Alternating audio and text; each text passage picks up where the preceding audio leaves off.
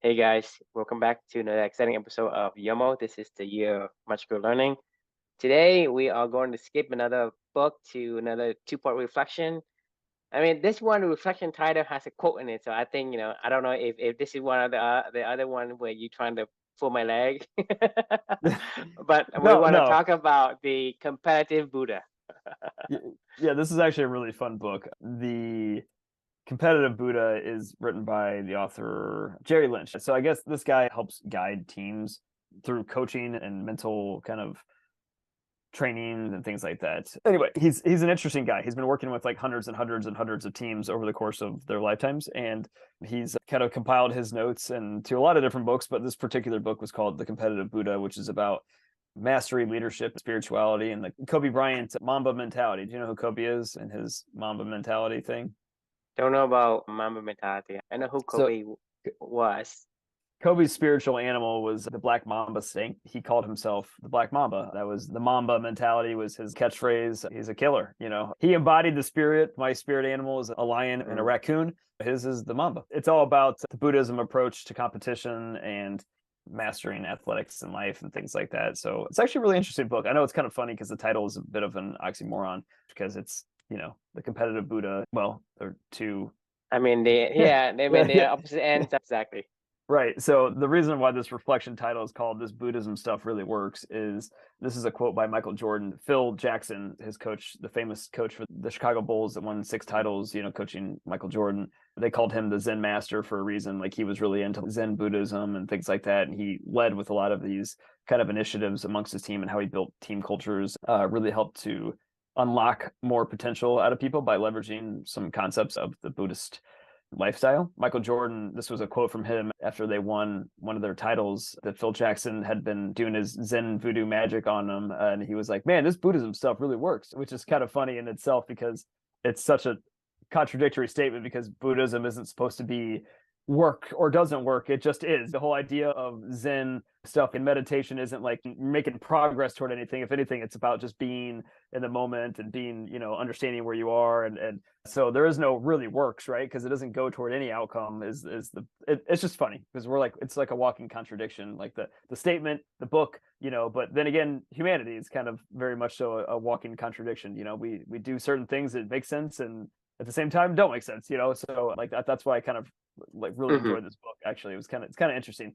But what it made me think of personally is my entire life, like I've been, incredibly competitive. Like I am an incredibly competitive person. Like I used to always ask in any job interview when I was hiring for like, different teams that I've managed in my career. I thought this question was super clever and tricky because only if you're really competitive you would get it. And obviously I'm in sales, so like if there's any role where you want to be super competitive, sales is definitely one of those roles because you're going to get rejected a lot. So I was always looking for a very particular answer from this question that I would ask people because Mm. like it made sense, at least at that time in my life. I would always ask them like, hey, what is truer for you? Do you like winning more or do you hate losing more? Actually, I'm kind of curious. What would be your answer to that? I think I would hate losing more. That's the answer that I was always looking for. Is I would whenever I heard somebody say I like winning more, like that naturally made me think about, well, I don't really give a shit about winning. Like I really don't care about winning anything ever. Like winning is the expectation, is my thought. Like this is how a competitive person's mindset works. I don't care about winning. If I destroy somebody, if anything, I just feel bad. Like it doesn't give me joy at all to win. As a matter of fact, it might actually be negative joy. Well, that's what I was supposed to do. You know what I mean? It doesn't get my juices flowing. I guess my point is it doesn't inspire my elephant to act in any way, shape, or form. Like it's just you won, whatever. When I lose though, like it's all I can think about. It's all encompassing. Every emotion in my life, my elephant just like comes to life. I could be sitting in a literal party, life going on all around me, and I will be sitting there thinking about how I can get better at what I just failed at. I can't wait to go redo that again. How I can't wait for this next opportunity to go get, to go try to figure out if I can find a path forward. Like this is how my brain works. Like, I mean, for most of my life, my entire life, like this is, you talk about like, going toward your strengths or beaver must dam. This is who I am. Right. And I don't know why it started. I don't know how it started, but this is who I am. And, for most of my life, that manifested itself in a lot of different ways that I could deem as bad. Honestly, like let's just take tennis, for example, is what I talked a lot about in this book. If I lost a tennis match when I was younger, or even up until I was in my mid 30s before this journey with Amelia, I would literally go sit and just replay the entire match over and over and over and over in my mind. Like, I mean, I would walk away so effing mad that I messed up, or I didn't perform to the way that I wanted to perform, or that I didn't get the outcome that I wanted to get, because that's all I cared about was getting the outcome that I wanted to get. And I would bang my head against the wall. I would go play the match over and over again, literally, if I could. Ask any of my friends if I lost in a game, even if it's a stupid game of darts or something like that. I'll be like, let's go again. Let's go again. I will not stop until I figure out how to beat that person. They get annoyed. Eventually, they're just like, okay, I'm done. But I don't. I will literally go play forever until I achieved my goal of not losing, right? And I could finally break through, and I could get that, release of knowing that I didn't have to do it. So my problem, though, that I discovered while I was reading this book is that before Amelia, I really cared about outcomes a lot. I really cared about outcomes. Everything in my life was, did I hit my quota in my sales role? Did I achieve whatever goals were in my sales leadership roles? Did my teams get to where they wanted to get to? Did I win or lose the match? That's all I cared about, was the outcome of what that competitive thing did to me. And this book talked a little bit about something called the middle way, which is similar to a huge paradigm shift that I've had in my own life. It's a Buddhist principle called the middle way. And I'm trying to take a different approach in my life these days. And the middle way is not being fueled by the outcomes of the activities that you do, but being fueled by the values that drive them, right? Focusing only on that. So like nowadays, I don't really care if I lose or win a tennis match. I care if I lived my values or not. So meaning if I call the ball out, that was in, and then I have to like think about that, like that it violates my integrity. If I get frustrated with myself and I'm yelling at myself, and it violates the fact of having fun every single day, and trying to enjoy myself and playing, that's when I get mad at myself. Now that's when I feel like I've let myself down these days. Not if I won or lost a match. A part of me still cares a little bit, but like for the most part, I've done a really good job of breaking that habit of myself, because that habit was awful. Like, it made me want to quit tennis many times in my life. It made me want to quit sales many times in my life, because if I didn't get the outcome that I wanted to get, and I kept fighting and fighting, and that burning desire to not lose, it wasn't healthy for me. But what is healthy for me is to find a way to connect what I care about in the middle way of what I'm doing with the values that I care about. And then I always know that I'll feel fulfilled after I get done, with any one of those activities. This is kind of the competitive Buddha in me coming out. It's not that I'm not competitive still. I still like do my best, but my best now is actually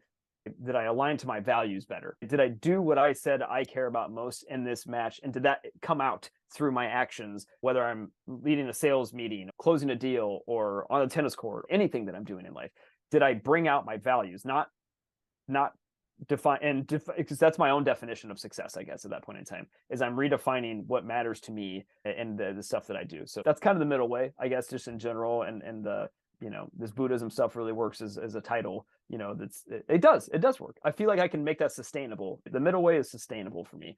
Winning and losing and living and dying by that isn't. Like, it's not fun eventually, and it hurts. So yeah, I'd love to get your thoughts.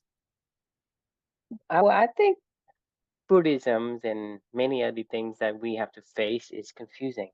I think, how in the book Entrepreneur Roller Coaster, we were talking about the coach, say, you're missing the point, right? You're Right. competitive. Yeah, you're competitive, but you're missing the point.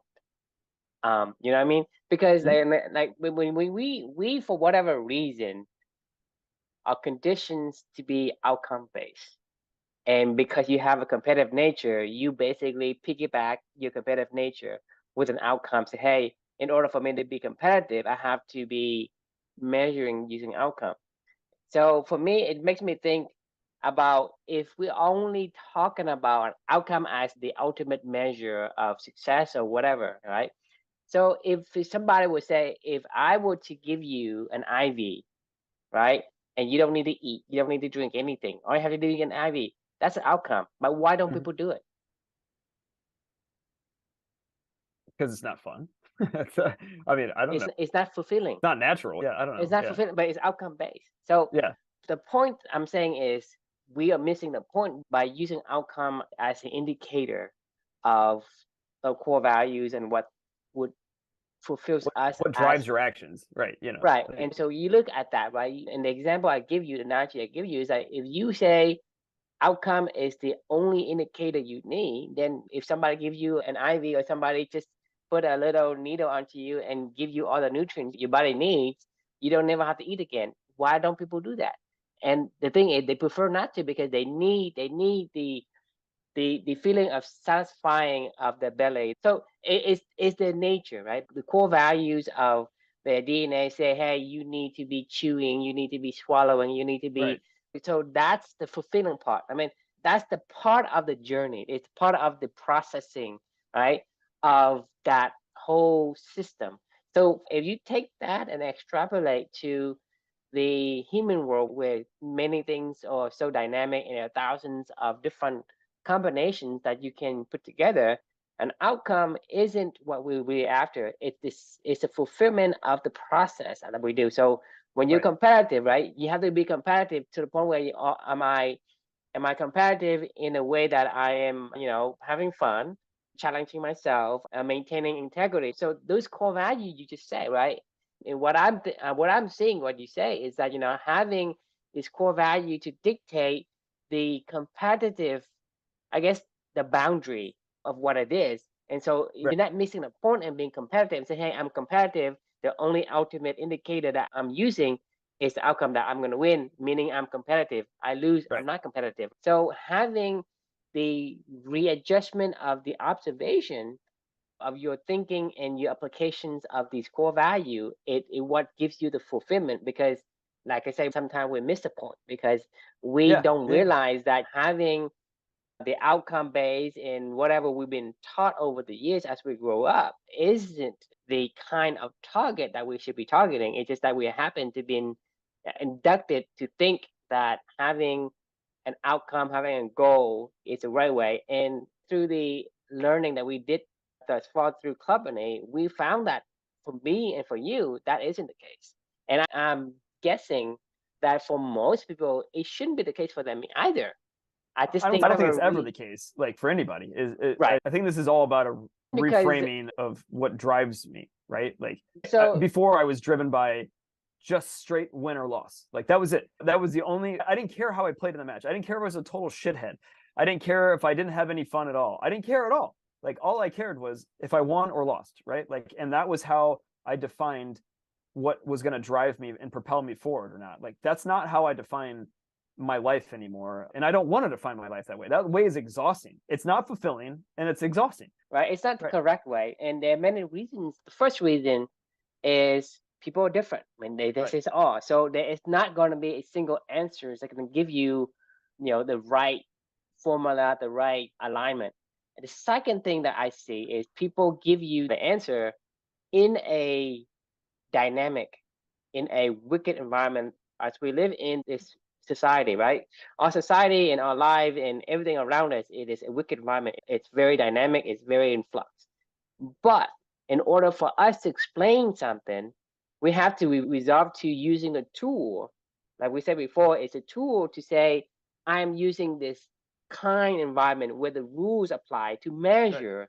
And that's what people do because how can somebody explain the answers or the concept without giving them so much information over many different like iterations for that person to understand what we're saying? If somebody had to distill something in the book, they're gonna have to find something that it's simple enough, but it's not quite accurate. And that's the reason why all these people are saying, well, in order for me to write a conclusion in my book to say, hey, the Buddha this or Buddha that or whatever else that they do, they're gonna have to use some simplicity. And these simplicity explanations are usually taken from a kind environment. That's Mhm. why it doesn't work. And so people taking these lessons from history and they keep passing it down. And what we happen to have is we have been indoctrinated with these things like our parents, our grandparents, and our ancestors have been taking clues and different pieces of evidence from society, from other people telling, hey, you should do this, just like daycare, for example. People, this is the way the culture works. You have to send your kids to daycare. Both of the parents have to work. That's what they're told, right? And Right. now, and today is like you have to have a job to get health care. If you don't Right. have a job, you can't Why? get group insurance. We've been told many different things because it's an oversimplicity and oversimplifying the explanations to some of these things, and that is what gets passed down because that's the easiest to understand. In a wicked environment without a lot of patterns and rules, right? It's hard to say, hey, this thing works for you, and all you have to do is take this. That's why when we grow up without any self explorations, we always take whatever we were told. And like I said, we were told to be goal oriented. I mean, right now in today's society, even between me and you, right? We are looking at a society where majority of the people around us, even today, like they are goal oriented. They are rise, grind, and repeat kind of mantra. That's Right. what I see everywhere from not only from the TV, but in my own circle, like Yeah. my family, my friends, right? This is what they It's all do. I about the mean, outcomes. Yeah. it's always about competitive. How I have to be, I have to have good grades, I have to go to Right. good college, I have to get a good job. This is what we're being trained to think. Yeah. It's All day. always All outcome day. based, Yeah. all day and every day. Yeah. That's all that we hear. If anything, you remember that book that I told you that I just read a couple weeks ago, like the 5 dysfunctions of a team? And you remember how I told you I was like struggling to write the reflection for this one? You're like, well, we had the conversation because I was like, I don't agree with anything that the book said, and I spewed something out, and then you were like, why? If you don't agree with it was a struggle for me to find some nugget of new knowledge in that book because I didn't agree with anything. And the reason why I didn't agree with anything was because that's how they defined success of their team as the outcomes that they produced. That's it. That's the only definition of success was like if we hit our goals or don't hit our goals, and that's what we're all here to work together toward. And I was like, that's fundamentally wrong. Like the outcome, the goals of any team, in my opinion, should be about shared purpose and mission and shared values and being able to go bring those things to life. And then whatever comes of that comes of that. Like how you want to define and measure that, I don't really give a shit, to be honest with you. Like that's not what momentum is. Like teams that have momentum are doing stuff that they naturally love to do, and that feeds their soul, right? Like winning and losing does not feed my soul. Like I can guarantee you that it drove me. Like don't get me wrong, it made me want to go feel a certain type of way, and I needed to unpack that because what I saw when I unpacked that in my own life through this whole journey over the past few years is I do love to challenge myself. And that's one of the things is losing as a challenge, right? You're like, oh, well, like it's fun. I get to go problem solve. Like, how do I win this thing? So that's focusing on challenging for me. That's a way to redefine that for my values. Or, when I'm like, playing in a tennis match, it's fun. It's just fun. Like I love playing, just being able to play, like whatever, how you want to define that, like it's play for me. And I love just to just play and have fun. Like, I mean, that's fun for me. I love to learn. Like there's nothing better to learn on than a match that you lost in, like, because you can go, what did I do wrong? How do I get better at this? I don't look at a loss anymore as something that frustrates me. I go, what could I have done better? Why did I lose that match? How can I, what areas can I go work on to go get better in my game? Because that's what matters to me. That's why I go work really hard on my backhand. So I get back to my forehand, which is another lesson we'll talk about down the road. For a long time, I was just working on my backhand because I thought that was, what I needed to fully get better at and make that equivalent to my forehand. But that's not going to happen. Naturally, my forehand is just naturally always going to be better than my backhand. And the reason why you work on a backhand is to get back to your forehand, right? Not to now have another weapon in your arsenal. It'll never be as good. I don't care how much time I spend on it. It'll never be as good as my beautiful forehand, and I love hitting my forehand. So it's solve the problem that is preventing me from getting back to my forehand, my strengths, I guess is what I'm saying, versus, now, anyway, I'll save that conversation for another day. But I guess what I'm getting at, in a roundabout sort of way here is when you do stuff because you love it and because it's fulfilling and rewarding, it is something you'll continue to find a way to do it for forever, like versus when you only look at outcomes, it's just not sustainable. Like, I mean, eventually you're going to have a bad outcome or eventually you're going to have a good outcome. And eventually, It's a once and done because the thing is that's not something that you find fulfilling. And that's the thing is everybody is giving you this universal target. This target, and meaning like you should be outcome based. It's universal. Everybody's looking at the same target, but we're saying that everybody's different, and the way you find fulfillment is different for everybody. So how can many person have the same target? That's where the that comes in. Is everybody, the gurus and societies tell you, hey, target, this is your target. Everybody need to be targeting this, but you're different. You're a different species. You're a different animal. You're different, unique perspective, and what you do is gonna have different fulfillment requirement, right? You're fulfilling because it aligns with who you are and how your genes is able to thrive in those environments. Just like we're back to what we say about the beaver. The lion is say, I'm fulfilling when I'm in the cave. Right. You The know, outcomes just happen. the outcome and the outcome happens, but the outcome is gonna vary differently. And whether the outcome is in the same way or not, the perspective of whether that is an indicator of fulfillment is also going to be different for different animals. And it's same thing for us. And if we were to say split ourselves into multitudes of different groupings of humans, we have different perspective and different genes allow us to find different things fulfilling. So meaning that whatever we're told, whatever we oversimplify as an answer, usually isn't the target that we're after. And so when you do that, even if you're competitive and you say, I'm achieving this. When you achieve it, right, then you don't want to do it again. It's not fun for me. So why would I want to go through it again? The reward of achieving it again isn't as desirable as before. It diminishes. It's irrelevant, actually. I mean, if anything, winning is so boring. Like, it's so boring. I don't actually even know how Novak Djokovic or Rafa Nadal, people like that have won so many titles in their careers. Like, I don't know how they would continue to derive their enjoyment of the game. I don't think you can unless you like tennis. I mean, to me, winning is just part of the game. It's like sometimes you win, sometimes you lose. Right. To me, it's like when I do something, and if it's important to me, whether I did it or I didn't, it doesn't matter. If you like to run, you go out there and you run, whether you come in first or you come in last, I mean, you still enjoy the run. And so the outcome of being first and the outcome of being last, it matters very little.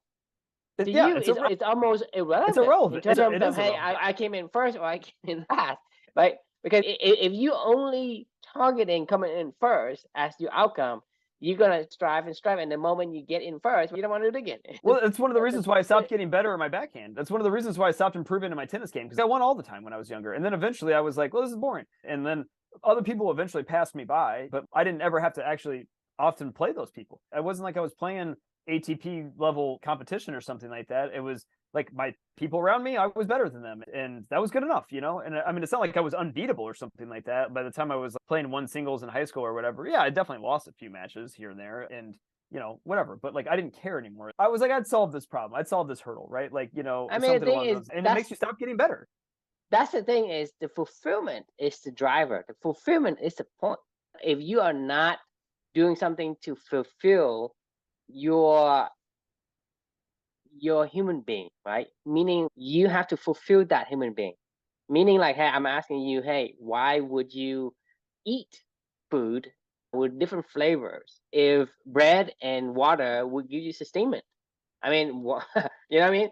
But I mean, that's a simple question, because it's not about the outcome. Hey, I got all the nutrients I need. Right. You eat some bread and water and swallow some vitamins. You get everything you need.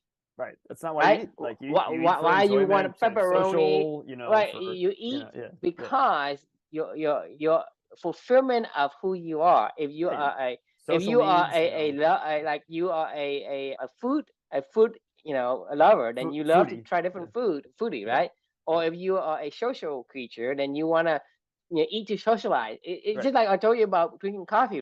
I didn't drink coffee, and you go to Starbucks, right? It tastes good because you have good company, right? And so that's the thing, is that's the fulfillment. Anything you do fulfillment, you want to do it again. Because I go to Starbucks almost like 3 times a day, and it's not like I do anything different. It's the same thing, right? Was it like right next to your house? Like, I mean, is it like a 2-minute drive? You can walk okay, all right. I was gonna say, Jesus Christ, if you had to drive like 10 minutes to go, I was like, how do you find time for that? Like, to go like. No, when I was before I quit the coffee, like I know every Starbucks that's around me. Like any building junkie. When there's no Starbucks, I know Seattle's best. I go to the same. I order the same thing. It's a venti vanilla latte. Right. It's not any different, but Right. I do it over and over again. Fulfillment is having people there to chit chat about things you care about. It's the Right. company. And that to me is the point. Right? You don't want to miss the point. The point is you are of a different genetic makeup. Whatever fulfills you is going to give you the continuing sustainment to redo that over and over. And the more you enjoy, it's going to increase your exploration and discovery of whatever topic or arena that you pursue. And I Right. think that is what the point is. It doesn't matter if I drink 10 cups or I drink 1 cup or whatever. Every, 3 times a day, but by myself. I don't do it. I don't think I can continue to do it Right. because the outcome's still there. I'm still getting my cup of coffee. I'm still getting my venti vanilla latte. I still get it 3 times a day. But if I went there by myself, then there's no fulfillment. I don't think I would continue. But because Right. there's people there that I like to discuss and chat with, then I go there and I don't even remember the taste of the coffee. But Yeah. I remember having a positive fulfillment on it. But that's the thing is when you're doing something for the outcome, you're missing the point. It isn't what it is you measure. Right. Your indicators are the wrong indicator. It's just what they call like vanity metrics, right? It's not really directly because of what you did. It's just some metric that you decide to use that as a tie to what you do. And having that, you totally miss the point. Agreed. There's two things that I wanted to make sure I touched on real fast. The middle way is not easy, by the way. Just so I'm clear about this, it's easy to get driven by the outcome. That was kind of what I was trying to get at the beginning of this conversation. For whatever weird reason, it was easy to do this stuff. The middle way is not easy to figure out why you care about, what you care about, what makes that activity rewarding for you is not easy. But then second to that is once you even try to go down that road. So this is something that I've been struggling with, and only until recently have I kind of broken through a little bit in my understanding around this. So when I started to go down this road of exploring values, bringing that out in the activities you do and finding the middle way and being the competitive Buddha, like in a roundabout sort of way, I've been doing this stuff for years now. One of the things that I've noticed is it doesn't mean you don't care anymore, right? So when I first started going, well, if I detach from the outcome, then I guess that means I don't care. So I would go into a match or like I'd go into an activity and I'm like, I don't really care what happens, it's fine. Just bring out your values and yada, yada, yada. Well, that's not the same thing either, right? It's the rider Well, versus the elephant, right? well, the middle way is really challenging because it's not just detaching from the reality in front of you. Like the reality is you still are in a competitive match, right? You can't detach from that. That's not what detaching from outcomes means. It just means attaching to the stuff that you really care about in that match, right? Like it's like I guess what I'm trying to get at is when I started to take the middle way, my thought process immediately going into any match was, well, I don't care. The middle way is not don't care. It's just care about different stuff in the match. And then whatever happens, Well, that's the happens. point, right? You Right. have to use the metric that matters, not vanity metrics. This is what I'm Exactly. saying is what is it that matters to you?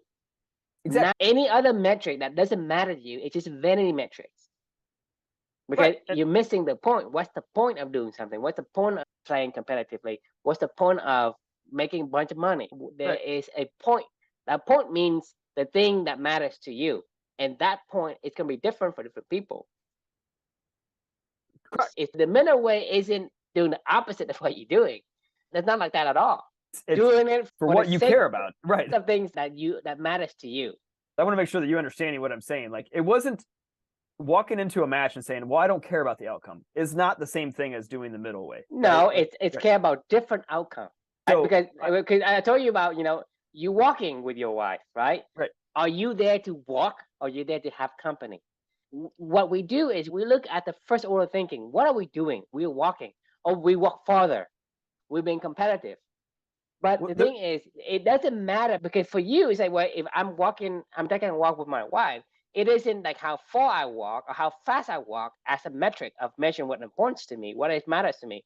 It is the outcome of spending the company of somebody you want to be with. That's the outcome. It's a different outcome. It's not about not having outcome. It's about a different outcome. The point is right. different, right? Yes, exactly. There's times When you build an empire, just like in the entrepreneur roller coaster, right? The guy was talking to the coach in his deathbed, say, That was "Hey, the point. Yeah. don't miss the point, right? What's the point of hustling and bustling and doing all that? What's the point? And so the outcome for every person is going to be different. Whatever that is, using that as a metric. Right. Don't use this metric that universally is accepted by society, because chances are it's not yours. It doesn't matter to you. Like you were told it matters, and you thought to yourself it matters. But when you achieve these metrics, it didn't give you fulfillment. Therefore, you say, winning the Olympic gold medal. Yeah, I won the French Open. I'm number one in the world. I don't care. This is what I remember. I've told this line before from Andre Agassi's book many times.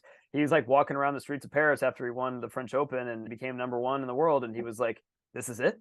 That was the start of his downward decline, where he was like, well, shit, if this is it, all that work was for this. This sucks. It's not worth it. It's not worth the sacrifice he made. You know, that's what I'm saying is, anything that doesn't give you fulfillment, you're missing the point. And therefore, that's what I'm saying is, it's once and done, because you are striving to achieve this goal, thinking that's going to give you the fulfillment that you thought it would. But when you get there, it didn't give you, because it wasn't directly a response from what matters to you. Therefore, you say, well, I get nothing out of it. I didn't feel a thing. Right. I didn't feel a single thing. Then that means that the achievement and the sacrifice you made along the way wasn't worth it. So if it asks you to do it again, say, no, I don't want to do it. That's once and done. Because once you achieve the goal, and you found that the reward for achieving the goal wasn't worth the effort and the sacrifice you put in, therefore you say, well, I'm not doing it anymore. So that's when you're missing the point. You're missing the outcome you are chasing wasn't the outcome that matters. Right. So it's not about not matter. It's not talking about, I don't care about outcome. I don't care about the outcome that people give me. I want to care about outcome that matters to me, and I need to find that particular outcome. So the outcome could be, like I said, if you're walking with your wife, the outcome is to have a deeper conversation, and whatever. It's not about how fast you walk. It's not about how far you walk. It's not about whatever else that's there that is obvious, right? It's beyond that. So it's second order thinking. What is really doing this is about? For Andre Agassi, if he said he's winning the French Open, right, where he becoming the number one tennis player, if that's his outcome, it wasn't worth it. But for him to say, well, now that I found my purpose, hey, when I win the becoming the best player, I get this money. This money allows me to fund my charity, and that outcome give him a great joy, and he continue to do it again and again, because now for whatever the funding that he was able to fund his charity, right, give him the satisfaction. Therefore, for him to sacrifice, hey, it's worth it. But for him to say, hey, I'm becoming the number one tennis player in the world, it's not worth it. It's like, that's why he went into this downward spiral. Right. Yeah, 100%. Oftentimes in the middle way, there's many times now where I win a match and I'm disappointed in myself, because I'm like, because you come different. I mean, I didn't challenge myself today. I didn't try to hit the shots that I wanted to work on. Exactly. The measurement I called a ball out that maybe was in or something, and I didn't change the call, and I didn't own that integrity. And maybe I was a little too cocky about winning this match easily. I wasn't humble enough. I didn't do my best. There's oftentimes these days when I'm in a match that I know it's an easy win for me, where I'm like, oh, good, I get to work on a lot of things right now. And that's more important. Otherwise, I would have just been bored out of my mind. I'd be like, God, when is this thing over? Like for me now, I'm like, oh, well, I can work on this shot. I can make these mistakes. I can learn this lesson in this match, today, because there's zero consequences, I guess, for trying to keep learning or whatever. But there's matches when I also am beating somebody really easily, where I let myself revert back to old habits, where I'm just like, well, just win the point, like who cares? All you have to do is do this to go win the point, but I'm not challenging myself, and I'm disappointed at the end of the match. I'm like, why? What am I doing? Like, this isn't why I came here to play. I didn't come here to play to win. That's what I'm saying is, let's say you play against me, right? I suck at tennis because I never play tennis, right? For you to beat me, that's an outcome, but it doesn't give you any fulfillment. It's zero fulfillment. But I could also, I could work on a lot of. But the outcome is that you beat me, like you beat me, like biggest gap ever in history, right? And even that doesn't give you enjoyment. It doesn't. Just like you playing against Luca and you beat him. Right. Cool. It doesn't give you enjoyment. Right, exactly. But the thing is, that's what I'm saying, is the outcome, right? The outcome of winning or whatever is not the right outcome. Right. And there's oftentimes when I lose a match and I feel great about myself. Great, I'm like, I really tried. I really did. I really lived my values in that match. I did my best, and I'm proud of that. Even though I lost, I don't care. like before in the past, like I was trying to describe at the beginning, like I would have been devastated. I'd have been like, man, I played so fucking well, and I lost that because of this point or that point. I would have sat there and just thought about it I mean, like angrily, just been like, fuck, like, like it just sat there in my misery on the couch for the next like 3 hours, just like saying the words fuck over and over and over in my mind, of like, and I'm not joking. This is no joke. My wife would see me and she'd be like, you all right? And I'm like, don't talk to me. Just don't talk to me. This is no joke. This is how I am. It's actually really fascinating. You should watch this documentary on Netflix. It's called Breakpoint. It's like a behind the scenes look at the ATP tennis tour, and they go follow around these tennis players and like what they go through in any given match and everything like that.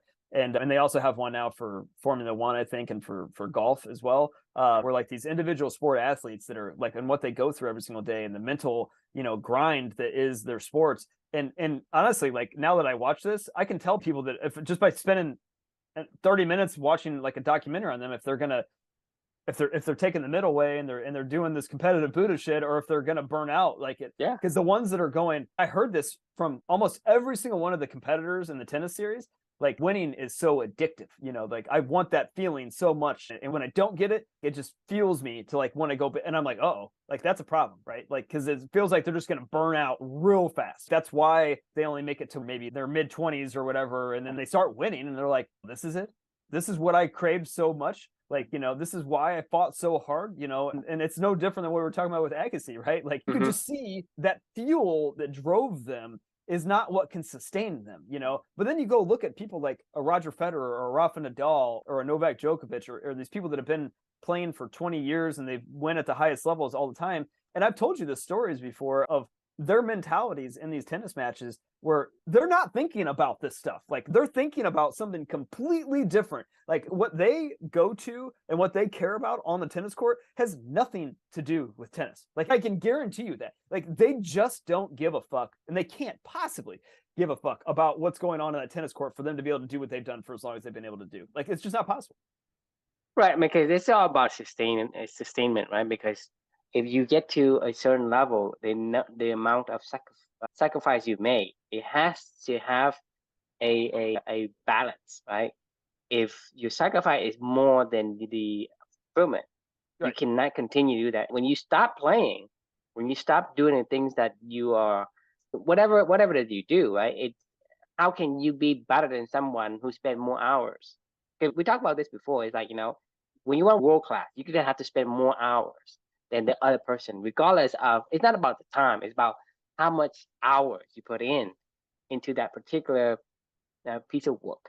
And if you have the affinity for that particular piece of work, you're gonna naturally put more hours in. If you love to play tennis, you're going to be hitting that ball against the garage door or the wall, whatever, into dust. Every time you come home from school, you would hit it. If you don't love it, it takes a lot of willpower for you to go out there and practice every night. And even if you can do that for years, eventually you get to the top, you stop doing it. You're not going to continue to do even after you got to the top. And that's why people get to the top and then they get, they get beaten by the next comer. And right, it just the cycle continues on and on. And that's the thing is when you have that kind of outcome, your mental stress is high because you are telling yourself that my sacrifice will be worth it. But when it doesn't, you have this confusion and a struggle mentally. And that would basically give you a downward spiral. And then a lot of people get into depressions and they do certain things. And, and then the thing is, they are very easily influenced. For example, if you try your really, really hard to become the best, and then somebody say, hey, well, he's not that good. So even a benign comment like that will get to you. But for somebody, on your shoulder, right? Yeah, it's the old chip on your shoulder. Like you got to have external motivation to drive. You got to keep inventing shit to fuel your anger or whatever that is fueling you forward. And it's not real. I mean, it's just you're just inventing stuff. But what is real is your values and what it brings out in you every single time. Like that's real. It will always be there. Michael Jordan. It's funny that we started this whole conversation with the Michael Jordan quote of this Buddhism stuff really works. This guy's the ultimate competitor. This guy's the ultimate win and loss is the only thing that matters kind of dude. I mean, if you've ever seen The Last Dance, did you ever see that documentary, The Last Dance, on him? it's fascinating. It's this ESPN 10-part series they did called The Last Dance about the Chicago Bulls dynasty from like 1990 to 1998 or whatever it was when he retired the second time. Everybody hates him. Like, he was an asshole, but everybody respected how hard that he wanted to work. And like, the only thing that drove him was the desire to never fucking lose. Like, he hated losing. I mean, that's Michael Jordan in a nutshell. And he would do anything he needed to do to win a game. It's funny that he says the Phil Jackson stuff, this Buddhism stuff really works, because Michael Jordan quit basketball. He was the best player in the world, and he was like, this is boring to me. This dude also is a gambling addict. He's also chain smokes cigars now all day long. This guy has a very addictive personality to outcomes. And the reason why he probably said this Buddhism stuff really works is it probably gave him a little bit of a different perspective for the first time in his life, that it gave him some fulfillment around what he was doing that probably fueled his second comeback after he retired the first time. He didn't want to do this shit anymore because he was like, I'm bored. Like, I've been the best. I've done it. I don't care. Like, you know, he was always doing it for the outcomes. And this stuff, Phil Jackson got in his head a little bit about like, well, maybe you can do it for something a little different. You know what I mean? And like, that's why he's like saying, well, this Buddhism stuff really works. Like, you know, for him, I don't think he totally clicked on all of this because he cared about the outcome still as to what, you know, he won or lost. But then again, like, I don't know. You get my point. I think what I was getting at there. Oh, you're on mute, by the way. Yeah, I think so, because that's the point of having something that aligns to you, meaning whatever aligns to you, the reward that you put, the reward for the effort you put out, it matches like the sacrifice you make. Therefore, it continues to feed itself, it continue to fuel itself. If you don't, right, whatever that you are trying to achieve, when you achieve it, the reward is much less than your effort. Therefore, you have to put in the extra willpower, and willpower depletes. And when it depletes, you can't continue to do it. And that's why a lot of people use the wrong reward as their goal. And when they do that, they can't continue, and eventually they'll burn out. But that's what I'm saying is, you know, having the right goal, the right outcome is the way that you can continue to, it's like a perpetual motion. Without something that generates your Right. willpower, it isn't going to continue. So you have to take some willpower from other places, and Right. it's not sustainable in that case. Yep. Michael Jordan ate the frog every day of his life for his career, and until Phil Jackson showed him, you don't have to. I mean, about you mentioned Michael Jordan, right? You mentioned Andre Agassi. I mean, these guys are similar way, because yeah. they use the outcome of winning, becoming the best, right? It wasn't the outcome that gives them the most fulfillment, and having that give him that almost like a mid-career crisis in a way. Both, When you say both of them quit their sports. I mean, Andre was going to walk exactly. away from tennis when he was like 28, and Michael Jordan was what, in the prime of his career, when he was like, I'm going to go play baseball. You know, Yeah. like I mean, talk about somebody that just wants to be motivated by, you know, losing and you know, trying to do new things. I mean, anyway, I think we beat it. The horse is dead. But but either way, you know, the title, this Buddhism stuff really works. Is it's funny, but at the same time, it's also Is these things. I think, you know, you have to understand that, you know, a lot of these explanations and reasons, it's an oversimplifications of our observations of what we see around us.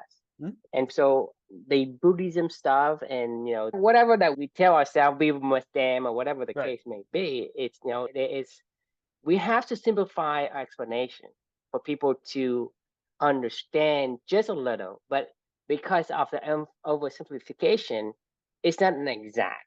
And so it's basically more like a decoy in a way. And so we have to take this into consideration. Yes, the point is that I can't explain it to you in a few words. I can't explain it to you in a book, because it's going to take more than that to explain everything that has You gotta to go live be your life. nuanced and whatever. And so we have to take something that we understand and say, well, this is an oversimplification. If you can start with this, like, eventually you can understand more and more. So when you're talking about like the beaver must dance, you say, well, beaver is an animal. I'm a human. I have more complexity. Blah blah. Oh, that's what I'm saying. Same thing with this book. This book is saying, hey, the Buddhism, the middle way, right? They just made it up, the word. I mean, Right. Yeah, right? They it's just an made up explanation for something the to same say, thing that we're hey, talking about. yeah, and simplify in a way. Say, if you follow these things, to me, I'm actually that curious. is essentially a representation of what we just talked about for the last hour. Right. I don't really know what the defined definition of the middle way is. I don't think this is a good definition. The middle path between extreme asceticism on one hand and sensual indulgence on it. It doesn't matter. Like, once I mean, again, it's accurate, right? It's right. not Yeah, accurate because they're trying to simplify to give you an answer. And that's, to me, is both a good thing and a bad thing, because if you take it literally, right, then you're gonna be wrong. what the hell does asceticism mean? Severe self-discipline and avoidance of all forms of indulgence, typically for religious It's reasons. the extremities.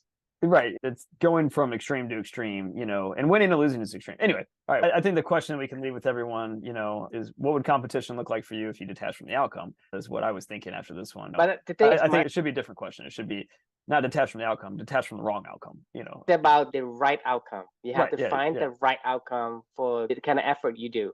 Right. Exactly. So it's not necessarily detaching from an outcome. It's detaching from the wrong outcome. Detaching it from the wrong outcome. Right, exactly. Which wrong and right is only determined by you. Better because even if you detach from the wrong outcome, I mean, you're gonna attach to a different wrong outcome. Agreed. So I think to make it even more accurate, you have to say attach to the right outcome that matters to you. Well, we actually did that reflection, if you remember, with the book Attached. I think it was I think the title of that one was. Do you remember which? Can we search for it? Can you search? 65. Oh, I don't think we can search on this thing. I just remember my title of that book, that reflection was attached to your value. Oh, here it is. 86. Attached to your values, right? Right. So it's the outcomes are attached to your values. Even more impeccable. Exactly. Well, great conversation as usual, and I look forward to seeing you all tomorrow. Any final thoughts? Like I say, attached to the right outcome, attached to values. Yep, agreed. Wholeheartedly agreed. Right.